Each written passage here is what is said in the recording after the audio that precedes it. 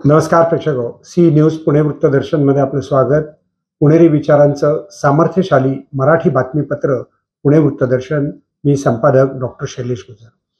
पुण्यातील रस्त्यांची दुर्दशा ही आपत्कालीन पावसाच्या परिस्थितीमध्ये सहज आपल्याला ध्यानात येते।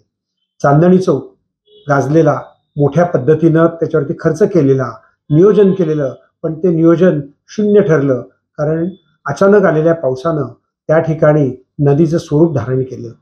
महानगरपालिका, रस्ते महामंडळ, अनेक एजन्सीज त्याच्यावर काम करतात, पण हे का घडलं? सामान्य नागरिकांना हा प्रश्न आहे। म्हणून आमच्या बातमीपत्रातून पहा एनडीए पाषाण येथील बावधन पोलीस चौकी समोरील हा रस्ता।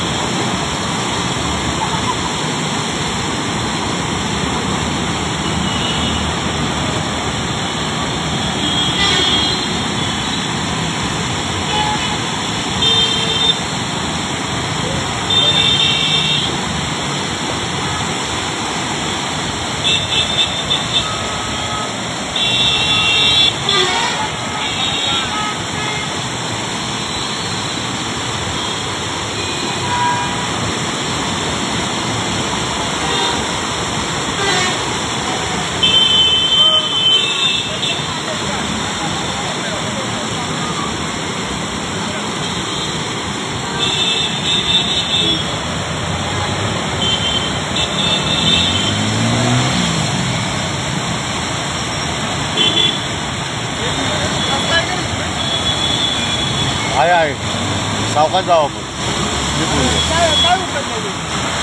रस्ता उकडला तिकडनं अशी घ्या आणि वरती घ्या, वरती पाणी नाही।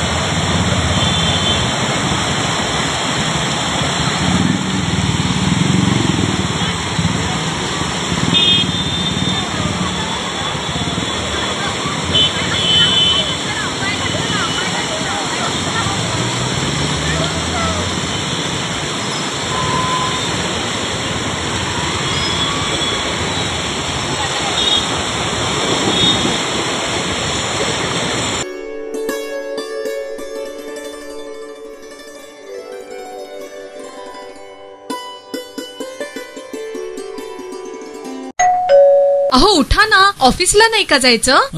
अगं मला आज फ्रेशच वाटत नाही, काही करायची इच्छाच नाही। अहो मग तुम्ही आजपासूनच न्यू युनायटेड फार्मसीचे गुड मॉर्निंग चूर्ण घेणं सुरू करा। अपचन, मलावरोध, बद्धकोष्ठ, आम्लपित्त आणि पोटाच्या तक्रारींवर खात्रीशीर आयुर्वेदिक उपाय गुड मॉर्निंग चूर्ण। 35 वर्षांपासून सगळ्यांच्या पसंतीचे गुड मॉर्निंग चूर्ण औषधांच्या प्रत्येक दुकानात मिळते।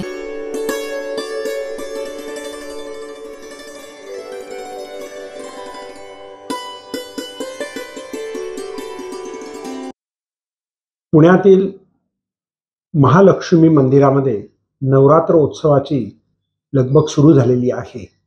घटस्थापनेपासून दसऱ्यापर्यंत आणि त्यानंतर दिवाळीला देखील लाखो लोक या मंदिराला भेट देत असतात। हे मंदिर अगरवाल परिवारानं अतिशय चांगल्या प्रकारे त्या ठिकाणी मंदिराची बांधकामाची रचना, त्या ठिकाणी पर्यावरणाचं रक्षण आणि या सगळ्या गोष्टी करून अतिशय सुंदर असं हे पुण्याच्या वैभवात भर टाकणारं मंदिर केलं आहे। या मंदिरामध्ये दरवर्षी अतिशय सुंदर कार्यक्रम असतात, त्याची माहिती आज पत्रकार परिषदेमध्ये देण्यात आली। जाणून घेऊयात सौ अमिता अगरवाल। मी अमिता राजकुमार अगरवाल, प्रमुख विश्वस्त महालक्ष्मी मंदिर धार्मिक व सांस्कृतिक ट्रस्ट.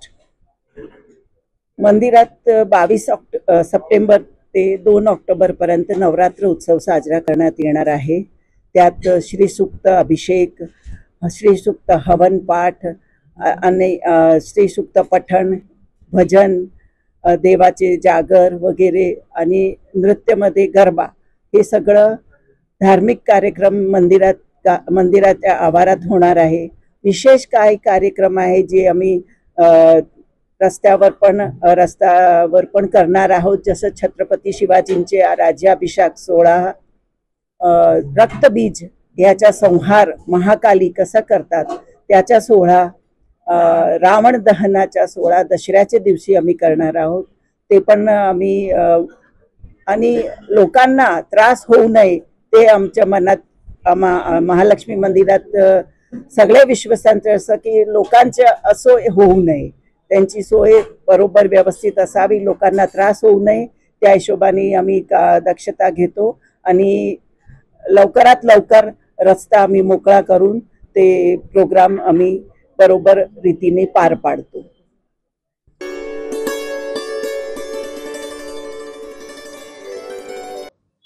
महाराष्ट्र ऑलिम्पिक असोसिएशन आणि त्या संस्थेच्या मध्ये असलेला जो काही एक बेबनाव प्रकार आहे, त्याकरता आज पत्रकार परिषदेमध्ये त्या संस्थेची वेगवेगळी माहिती देण्यात आली. अजितदादा पवार हे या संस्थेमध्ये कार्यरत आहेत. त्यांचंही लक्ष या असोसिएशनकडे कमी आहे असं पदाधिकाऱ्यांनी त्या ठिकाणी मत व्यक्त केलं. जाणून घेऊयात महाराष्ट्र ऑलिम्पिक असोसिएशन. त्यात कसं आहे, प्रत्येक नॅशनल गेमला जवळजवळ 4 कोटी रुपये दिलेले आणि या 5 वर्षात जवळजवळ 3 नॅशनल गेम झाल्या. 3 नॅशनल गेमला महाराष्ट्र राज्य सरकारने आपल्या त्यांना 4-4 कोटी रुपये दर नॅशनल गेमला दिला. आपल्या गव्हर्नमेंटचा असा नियम आहे की ज्या वर्षी तुमचा जो हिशोब पैसे देईल त्याचा पूर्ण हिशोब हा महाराष्ट्र सरकार द्यावा लागतो. वारंवार आम्ही त्यांनी संघ पत्रव्यवहार केला, RTI खाली मागितलं हिशोब द्या. बारामतीच्या सर्व स्टेटच्या अधिकाऱ्यांनी वारंवार नामदेवला शिरगावकरांना पत्र लिहिलं की तुमचा हिशोब दाखल करा. पण काही आज 5 वर्षात एकही हिशोब त्यांनी कधी बारामतीला दाखल केलं नाही. त्यात कारण खूप मोठ्या प्रमाणात भ्रष्टाचार झाला. जर हिशोब दिला तर हे सगळं त्याच्या बाहेर पडेल आणि त्याला जेल जायला लागेल. अशा अनेक अडचणीमुळे तो कुठलाही हिशोब 5 वर्षात 12 कोटीचा हिशोब सरकारला दिला नाही. आमचं एवढंच म्हणणं आहे, महाराष्ट्र ऑलिम्पिकचे अध्यक्ष आदरणीय अजितदादांना विनंती आहे, तुम्ही एक राज्याचे उपमुख्यमंत्री आहात, अर्थमंत्री आहात, तुम्ही हा निधी देता, तुम्हाला शासनाचे नियम माहिती आहेत, तर तुम्ही जो दरवर्षी ऑडिट करता त्याचा हिशोब तुम्हाला द्यावा लागतो. तर लवकरात लवकर हा हिशोब त्यांनी द्यावा, नाही तर आमचं 23 तारखेला अमरण उपोषण आहे. त्या उपोषणाचा पहिला हा मुद्दा हा पण राहील की हा हिशोब आम्हाला मिळाला पाहिजे. जोपर्यंत हिशोब मिळणार नाही तोपर्यंत आम्ही हे उपोषण सोडणार नाही.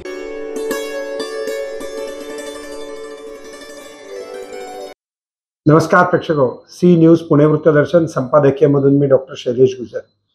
पुणे शहरामध्ये महानगरपालिकेच्या निवडणुका ह्या दिवाळीनंतर होतील असा जरी अंदाज असला तरी राजकीय पक्षांची बांधणी आणि कार्यकर्त्यांची बांधणी सुरू झालेली आहे. उमेदवार त्या ठिकाणी आता गुडघ्याला बाशिंग लावून बसल्यासारखे तयारी करतायत. पण याच्यामध्ये ह्या निवडणुका होणार का आणि झाल्या तर त्या कशा प्रकारे होतील हाही महत्त्वाचा मुद्दा आहे. त्यामुळे प्रत्येक राजकीय पक्ष आता या निवडणुकीकडे लक्ष देतोय आणि येणाऱ्या निवडणुकीमध्ये आमच्याच पक्षाचा सत्ता कशी राहील महानगरपालिकेवरती याचा प्रयत्न ते करतायत. पण हे करत असताना महिला सशक्तीकरण असेल, शहरातले रस्ते असतील, पुणे शहरातली गुन्हेगारी असेल, अर्थात महानगरपालिकेच्या निवडणुकीचा आणि गुन्हेगारीचा तसा संबंध नाही, तो राज्य सरकार आणि केंद्र सरकारचा विषय आहे. तथापि पुणे शहराच्या महानगरपालिकेच्या निवडणुकीमध्ये गुन्हेगारी मोठ्या प्रमाणात होईल का असा एक नागरिकांमध्ये चर्चेचा सूर दिसून येतो. पोलीस त्याची योग्य ती काळजी घेत आहेत आणि घेणार आहेतच. पण नागरिकांना त्यापासून कशा प्रकारे संरक्षण मिळेल, कारण जे नागरिक समूहाने राहतात ते नागरिक सुरक्षित राहू शकतील, पण जे एकटे राहतात किंवा ज्यांच्या मनामध्ये काही करण्याची कृती असते त्यांना या निवडणुकीमध्ये स्थान मिळेल का? थोडक्यात एखाद्या नागरिकानं निवडणुकीला निषेध म्हणून जरी उभं राहायचं झालं तरी त्याला दमदाटी होण्याची शक्यता नाकारता येत नाही. पोलीस त्याला कसं पाहतील, कसं संरक्षण देतील हेही महत्त्वाचं आहे. पाहत रहा सी न्यूज पुणे वृत्तदर्शन.